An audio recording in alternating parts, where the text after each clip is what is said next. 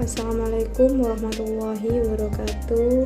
Kami di sini akan mempresentasikan dengan judul Psikologi Klinis Anak dan Pediatri. Yang pertama, pengertian psikologis klinis anak dan pediatri.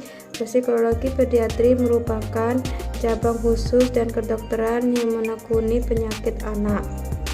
Psikologi pediatri menangani fungsi dan perkembangan fisik, kognitif, sosial, dan emosional yang berkaitan dengan isu-isu kesehatan dan penyakit pada anak-anak, remaja, dan keluarga. Dalam istilah lain, pediatrik ialah ilmu kesehatan anak. Psikologi klinis anak yang dilaksanakan di setting medis seperti rumah sakit, praktik klinik, perkembangan, atau kelompok medis. Yang dibantu adalah anak-anak yang tidak mengalami gangguan berat namun memerlukan perhatian dan nasihat yang berkaitan dengan perkembangan di masa depan. Psikologi klinis anak merupakan psikologi tanpa yang menangani penyimpangan psikologis perilaku pada anak. Yang sangat penting bagi para psikologi anak klinis ialah pemahaman tentang kebutuhan psikologis dasar anak dan konteks-konteks sosial yang mempengaruhi perkembangan anak. Ruang lingkup psikologi klinis anak dan pediatri. Pada tahun 1966 ternyata ada 300 psikolog yang bekerja dalam setting pediatri di lingkungan rumah sakit, klinik-klinik perkembangan, dan lain-lain.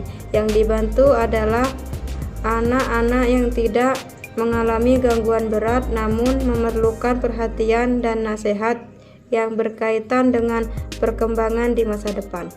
Bidang ini dinamakan pediatri psikologi. Pada tahun 1967 ada dua definisi dalam American Psychology Association, divisi 1 dan 2 yang membahas masalah anak-anak, yang yaitu clinical psychology dan pediatri psikologi. Baik, saya akan melanjutkan presentasi dari Mbak Alida Aulia. Yang ketiga yaitu ada metode asesmen psikologi klinis anak dan pediatri. Penilaian asesmen pada anak-anak dan remaja tentu berbeda dengan penilaian pada orang dewasa. Terdapat 10 cara dalam asesmen yang dapat digunakan oleh psikologi klinis anak maupun psikologi pediatri. Yang pertama yaitu interviewing. Dalam mewawancarai anak-anak dan remaja, sebaiknya mereka diizinkan untuk menceritakan cerita mereka sendiri. Psikologi menanyakan tentang persepsi anak terhadap dirinya sendiri, persepsi terhadap orang lain, dan juga persepsi terhadap keberadaan dan sifat dari masalah.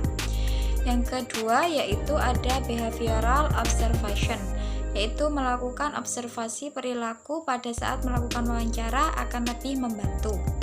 Yang ketiga yaitu ada intelligence test, yaitu tes intelijen selalu digunakan untuk mendapatkan informasi tentang prestasi intelektual, kekurangan akademik, atau perkembangan dari rencana pendidikan anak. Yang keempat yaitu ada achievement test, yaitu digunakan untuk mengukur pembelajaran di masa lalu, khususnya yang berhubungan dengan program pelatihan atau sekolah. Yang kelima yaitu projective test. Penggunaan tes proyektif pada anak masih kontroversial karena kurangnya reliabilitas dan validitas data yang didapatkan. Untuk yang keenam yaitu questionnaire and checklist. Questionnaire dan checklist dapat diberikan kepada orang dewasa untuk ditanyai mengenai perilaku dan permasalahan pada anak. Untuk yang ketujuh yaitu neuropsikologi assessment, yaitu pertumbuhan anak. Neuropsikologi secara khusus dapat diatribusikan dalam fokus peningkatan pada neurodevelopment developmental disorder yang termasuk dalam pendidikan pada anak-anak berkebutuhan khusus. Untuk yang ke-8 yaitu assessment of temperament, yaitu pekerjaan yang potensial dari Thomas, Chase, dan Birch telah menghidupkan kembali kepentingan dari perbedaan individu dalam temperamen. Untuk yang ke-9 yaitu cognitive assessment. Cognitive assessment yaitu kita harus mulai menyadari bahwa banyak perilaku, emosi, dan bahkan masalah medis pada anak yang dimediasi oleh faktor-faktor kognitif. Untuk yang ke-10 yaitu family assessment. Pada tatanan yang lebih luas, beberapa masalah anak-anak berkaitan secara keseluruhan dengan konteks keluarga. Anak dibentuk oleh keluarga dan sebaliknya keluarga juga dibentuk oleh anak. Selanjutnya yaitu ada intervensi anak dan pediatri. Intervensi yang diberikan pada anak dan remaja memiliki perbedaan namun secara umum sama dengan intervensi untuk dewasa. Perbedaan anak-anak tidak merujuk pada dirinya sendiri untuk melakukan treatment. Tidak memiliki kapasitas yang sama untuk introspeksi dan melaporkan diri sebagaimana orang dewasa.